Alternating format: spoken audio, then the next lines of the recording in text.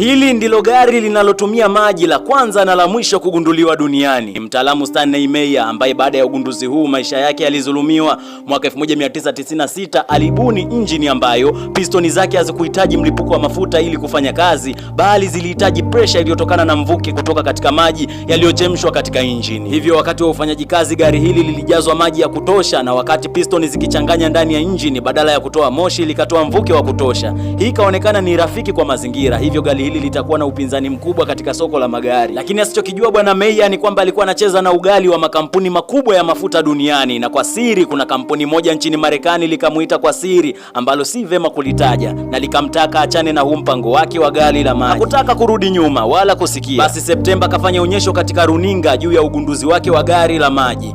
Wiki moja baadaye akaitwa katika mkutano mkubwa wa wafanyabiashara, na hapo alipopewa chakula baada ya kupata kinywaji, ghafla alitoka nje na kuanza kutapika hovyo. Baada ya muda nguvu zikamuishia na akakata roho, na wakati akiaga dunia maneno ya mwisho akasema, "They poison me," wamenipa sumu. Na gazeti moja likatangaza ya kwamba ameuawa baada ya kubadilisha maji kuwa nishati. Makweli binadamu hana wema, anathamini zaidi pesa kuliko hata uhai. Kwenye comment usisahau kutuambia unatamani kusikia kipi kilikuwa cha kwanza kugunduliwa duniani. Kama Machiavellians, baadhi ya watu wakataka tuwape historia za mianzo ya vitu kama vile bunduki pamoja na matumizi ya bangi, kitu ambacho katika mtandao wa TikTok hakiruhusiwi. Hivyo basi baada ya kuzitengeneza historia hizi ya bangi pamoja na bunduki, tukaziweka katika mtandao wa Instagram uliogunduliwa na Kelvin Systrom kutoka Marekani. Hivyo ili kuzipata historia hizi mbili, nenda kwenye bio yetu kisha gusa linki ya Instagram, halafu nenda moja kwa moja Instagram, utaikuta historia juu ya bunduki ya kwanza na historia juu ya mtu wa kwanza kutumia bangi na ilikuwaje hadi akatumia bangi. Na huko usisahau kutufollow pia ili kuendelea kupata updates zetu.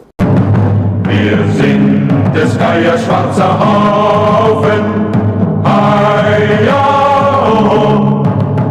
und wollen mit Tyrannen raufen.